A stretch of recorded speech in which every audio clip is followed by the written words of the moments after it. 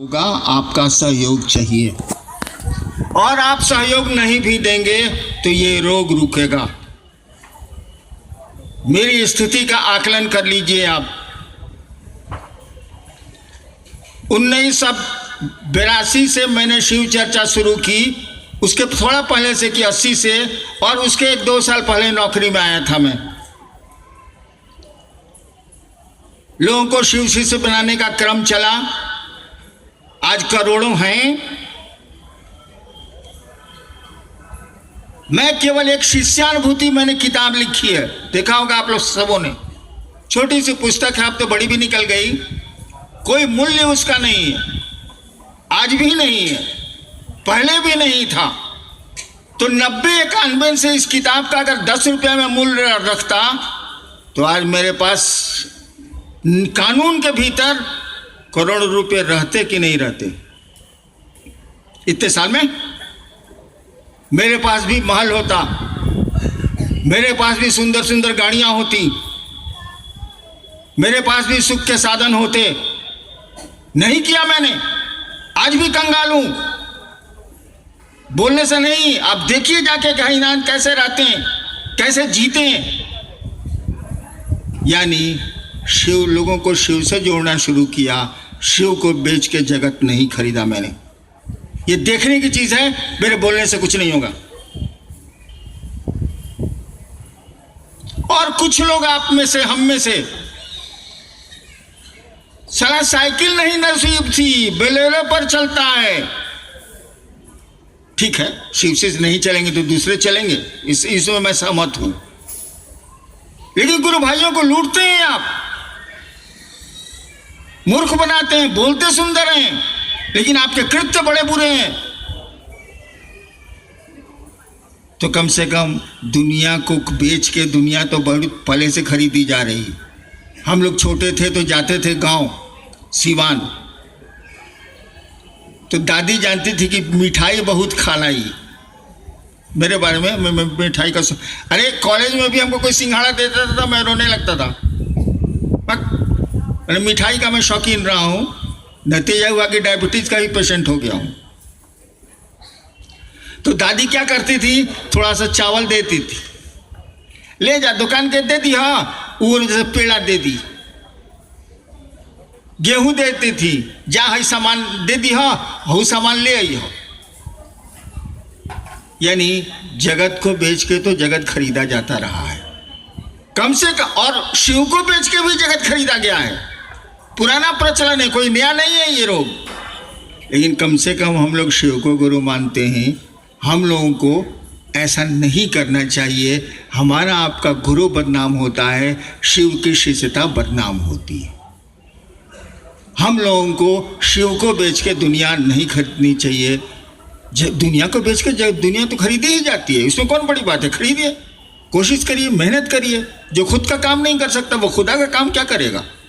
अपना काम करिए, बढ़िया से करिए, और फिर समय निकाल के कुछ महादेव का भी काम हो जाए, कुछ गुरु का भी काम हो जाए।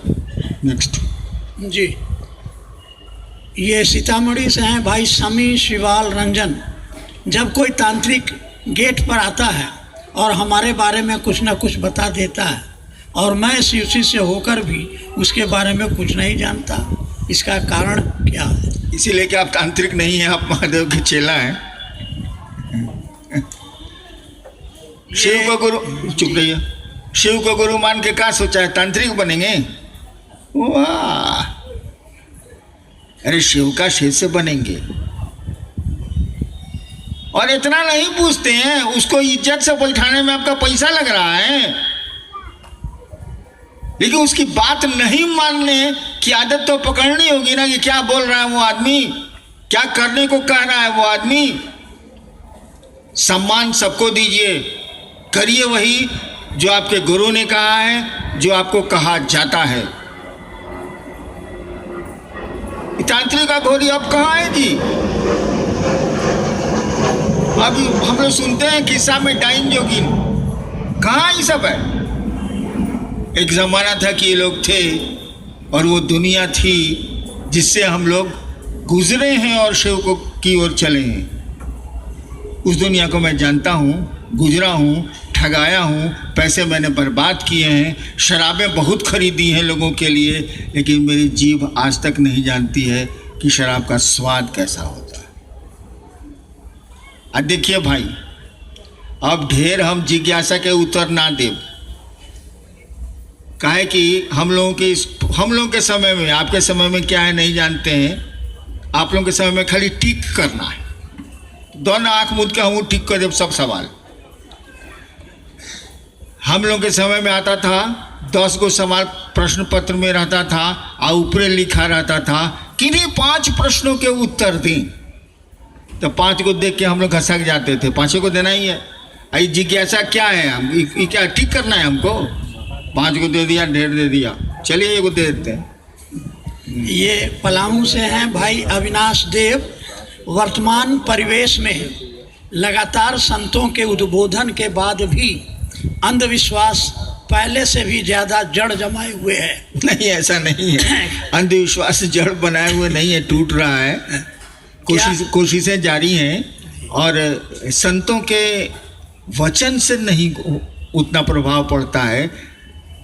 एक आदमी सुपौल में था, सुन लीजिए, रामलीला हो रही थी बगल के गांव में, जा रहा था रामलीला में देखने। उधर से एक आदमी उसी का परिचित लौट रहा था, पूछा भैया कहाँ से आ रहे हैं? तो बोला रामलीला खत्म हो गया, उसी से आ रहे हैं। तो क्या हुआ रामलीला में, राम कथा में? तो जो आ रहा था उधर से वो रोने लगा, यो अकबका गया बेचारा, ये कहा रोने लगा। कहा कहे भाई, राम भरत का मिलाप हो रहा था, क्या वर्णन किए, राम भरत का मिलाप दोनों भाई का। ठीक है, अब जब राम कथा खत्म हो गई थी, जाएगा काहेला? पूछा कि इस रोड में जा रहे हैं आप?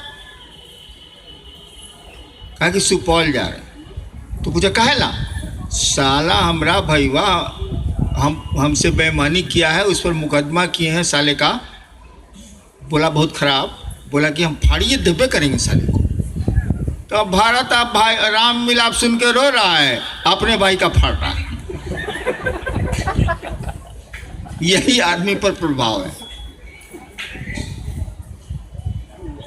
आप कोई कथा कहिए सुंदर भावुक, तो अमूमन कथाकार हम अपने घर में देखा भैया, इसीलिए बोल रहा, रोने लगेगा, रोने लगेगा।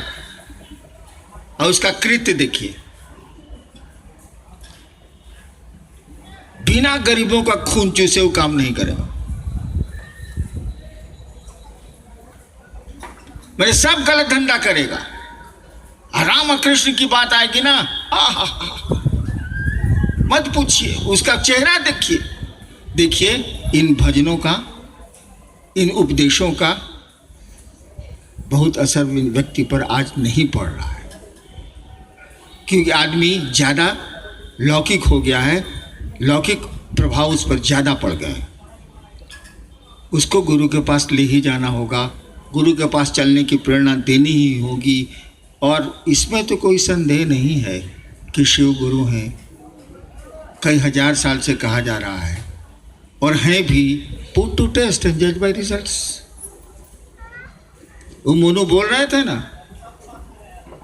कि मैं मिथ्या बोल रहा हूं, गलत बोल रहा हूं। दिन में कम परीक्षित, मच्छिंद्र नाथ ने कहा था, शिव के शिष्य थे, कि तुम कहते हो कि मैं झूठ बोल रहा हूं, मिथ्या बोल रहा हूं। दिन एकम परीक्षित, एक दिन इसकी परीक्षा ले लो ना। वो कुल नहीं तंत्र पर बोल रहे थे, कौल साधना पर बोल रहे थे। एक दिन इसकी परीक्षा ले लो ना, दिन एकम परीक्षित। आप परीक्षा ले लीजिए, शिव को गुरु मान के 3 सूत्र करके देखिए, परिणाम आपको बता देंगे। चलिए, मेरा सौभाग्य कि आप आए, आप शिव की ओर चलें, मैं आपके साथ हूं। कोशिश करिए ठीक से चलने की, अन्यथा आप समाज को भी दिक्कत देंगे, अपने को भी दिक्कत में डालेंगे। अभी आप बैठेंगे, भजन चलेगा, व्यवस्थापक जैसे जैसे आपको कहेंगे वैसा ही आप करेंगे। शिव के शिष्य हैं आप, कहते तो ज़रूर हैं, शिव के शिष्य हैं आप, कम से कम अपने गुरु की मर्यादा रखिए, उस महादेव की प्रतिष्ठा रखिए। लोग क्या कहेंगे, शिव का शिष्य ऐसा होता है। अपने गुरु की प्रतिष्ठा रखें। आप सबों को मेरा प्रणाम।